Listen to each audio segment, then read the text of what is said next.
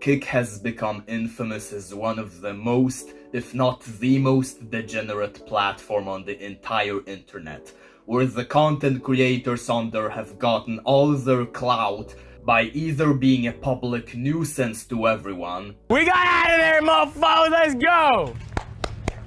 Or by grooming minors. Oh my hello.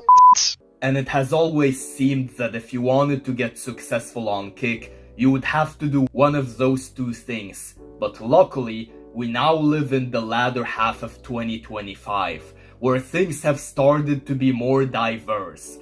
So now there's a third way to get popular on Kick. Can you guess what it is? On t'écoute. Ouais, ça va. J'ai jamais bougé vraiment. Vraiment.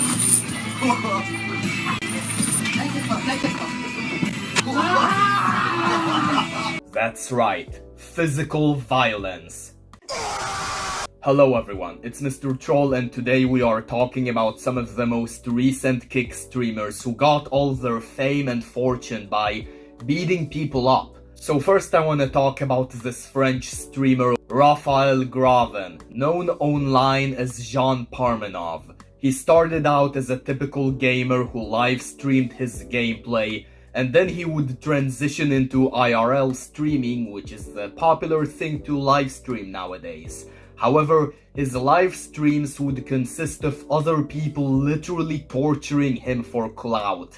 And when you get deep into the lore here, it becomes quite apparent that the reason why Jean Pormanove was hanging around those scumbags was because he wanted friends. And those people who clearly used him for their own benefit by physically beating him up, strangling him, and much more were people he considered friends. But it is quite apparent that the relationship was very one-sided. And those people abused Jean Pormanove until eventually, on August 18th this year, Jean Pormanove succumbed to all of this and passed away in his sleep, in the middle of one of the live streams. And when the other people, the wastes of human space that were abusing him, noticed him unresponsive, they tried to wake him up by throwing a bottle on him and beating him up, because apparently that's a very ethical way to check if someone is alive. Now I can't really show the stream or else this video will get taken down for breaking the YouTube TOS, but I will show you some clips that have appeared on several news outlets and therefore should be safe to show. Genre là. Allez, Arrête, arrête, tu vas mourir. Arrête, Sarfine, arrête. Oui, oui. Arrête. Ah, il me prend, putain. Sarfine, arrête, tu vas mourir. Je l'ai. Arrête, tu vas mourir. Je suis enculé. On t'écoute. Ouais, ça va. J'ai jamais bougé vraiment. Vraiment.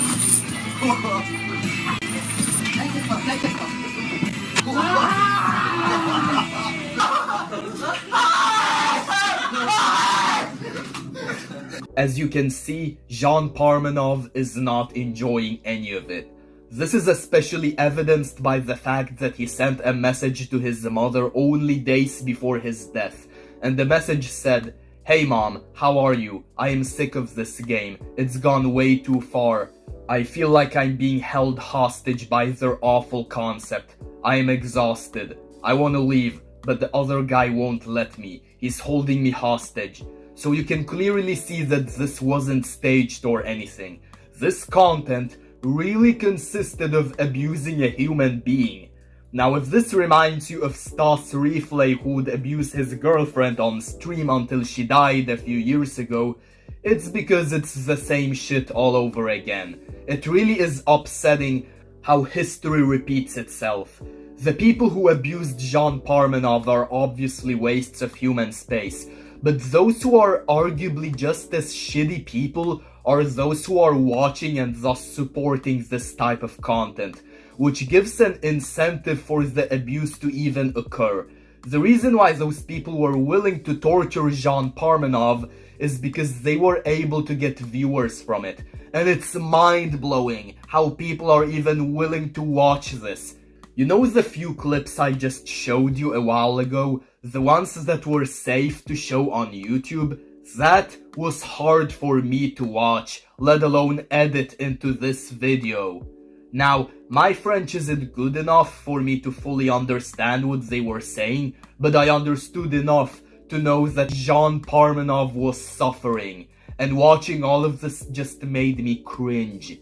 However, after Jean Pormanove's passing, 2 wastes of human space, Naruto and Sapphire opened up about the whole situation, and Naruto wrote, "I have always dreaded writing these words. Sadly, last night JP, aka Jean Pormanove or Raphaël Graven, left us. My brother, my sidekick, my partner. 6 years side by side, never letting go. I love you, my brother. We will miss you terribly. Please respect his memory and don't share the video of his final moments. For his family and for us, his second family, le local, rest in peace." I love how this guy sends such a heartfelt message after Jean Pormanove has already died from this guy's horrible actions. Those kind words mean nothing. They are not gonna bring Jean Pormanove back to life or anything. Also, those 2 got banned on Kick, once again, only after Jean Pormanove's death. It's concerning how the higher-ups at Kick did not lift a finger when all this abuse was playing out, and they only decided to interfere when it was already too late. Now, you might be thinking it's because the higher-ups at Kick can't see everything that's happening on their platform, but this was popular content.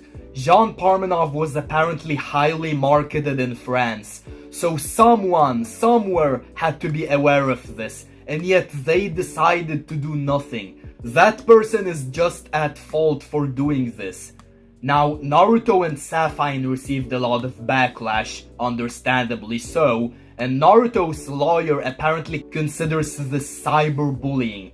But let me ask, where were all those lawyers when Jean Pormanove was being tortured? Because it's wild how Jean Pormanove's abuser has the balls to hire a lawyer for very understandable backlash. Also, I should have added that I apologize on behalf of all the Naruto and even just anime fans out there. But I also want to talk about something slightly different. Because you see, not too long after this happened on Kick, something similar happened on Kick. 2 horrible events happening back to back. So, the second event involved none other than Ray J. Jackson, the son of Rampage Jackson. So basically what happened was that there was this other man, Syko Stu, a retired soldier with PTSD who saw wrestling as a way for him to cope with his PTSD. Pro in 2009. I had just got out of the military, probably about 6 months earlier. I got out of the military, I joined Knox Pro, because I needed something to focus on. I needed something to help me adjust back into civilian life. A lot of veterans, it's hard for them to readjust into civilian life coming from the life of the military. I'm an American soldier that suffers from PTSD. Being in front of a crowd, it doesn't give me as much anxiety and aggression as I thought it would. So when Ray J. Jackson entered the scene, Syko Stu thought this was a worker and decided to kind of mess with him by throwing some jabs at him as well as a beer can, which apparently was a prop, and thus could not hurt Ray J. Jackson. However, Ray J. Jackson still took all of this personally, and so other people then explained to Syko Stu that Ray J. Jackson was not in on the joke. So Syko Stu then apologized, not once, not twice, but 3 times to Ray J. Jackson. Then they made a deal to do some wrestling where Ray J. Jackson would act getting revenge on Syko Stu, and this would be streamed on Kick.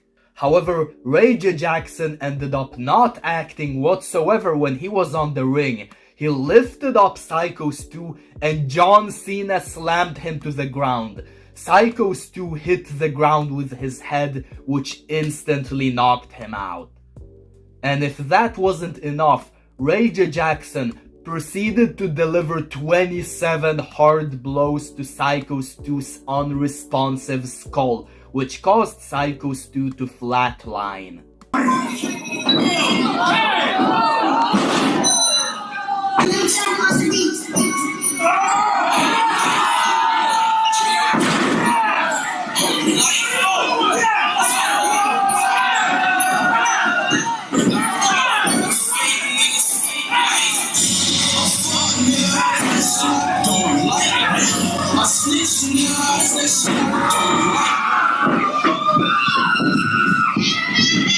I think it's safe to say that Syko Stu is now going to have another PTSD. Well, actually I don't think so. Syko Stu was unconscious during this whole ordeal, so I hope he won't have any recollection of any of the horrors that played out. Now, according to his friend who basically saved him, he remembers what happened during early parts of the day, and while he suffered facial injuries, he is thankfully alive and awake now. But obviously, this miracle wouldn't have happened if the friend did not step in and prevent Ray J. Jackson from causing any further harm. Because Ray J. Jackson very clearly had some major anger issues going on here. Now, any functioning human being would have already been satisfied after slamming someone on the floor and knocking them out. Wait, scrap that. Any functioning human being would have already been satisfied if someone apologized to them 3 times. But Ray J. Jackson, for some alien reason, felt the need to knock him unconscious, beat him up in the face 27 times. And he was going to continue beating him up if he hadn't been stopped. Ray J. Jackson was clearly out for blood. And when finding out about Syko Stu's condition right afterwards, here is how he responded. Hello? Hey, where the hell are you at? I told you to double leg that motherfucker and start welding him. I just saw the video. Shit pissed me off though, Andre. I understand that, but now they can't wake the nigga up. He's fucking in the ring, fucking flatline, bro. My You bad. didn't have to do all that shit. I understand y'all had heat. You didn't have to fucking take it there. Alright, I'll call you back later. Now you are obviously wondering what caused Ray J. Jackson to be this diabolical. Well, it's this. One of them little bitch and fucking bit me. I'm tired of everybody fucking playing with me and shit. Think I'm always playing and shit. Call me bitch and shit. Not no fucking bitch, bro. At the end of the day, I'ma stand up for my fucking self. Because I'm tired of everybody fucking playing with me, bro. Real shit! Now, my twin brother, whose link to his channel should be in the description, claims that if you need to prove that you are something, then you probably are not said something. If you need to prove to everyone that you are attractive, then you are probably not attractive. Yes, I just roasted my own looks. Good thing you can see my eyes. Anyways, if you need to prove to everyone that you are intelligent, then you're probably not intelligent. Think about it. If you really were something, you would have already succeeded in proving that a long time ago. The reason why you still haven't managed to prove that is because you can't prove that, for example, you are good looking when you are not good looking. Duh! I'm bringing this up because this is clearly what we are seeing here. Ray J. Jackson basically felt the need to prove to everyone that he isn't a weak B-word ending with an itch.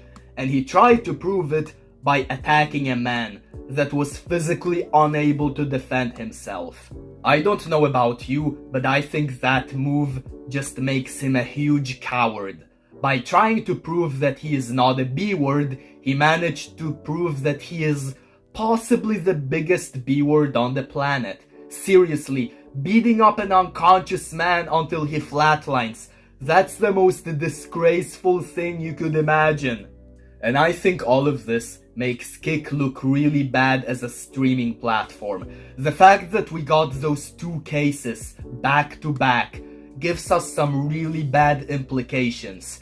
I believe Kick needs to skärpa. Sorry, I just spoke in cold Scandinavian, but unfortunately I don't know how to translate that into English. But if you happen to understand what skärpa means, and you know how you could translate that to English, then please write it down in the comment section down below so that you can help others understand what I just said so that my message gets conveyed. Anyways, that was really all I had for today. Like and subscribe if you want to see more of my content, and Mr. Troll out.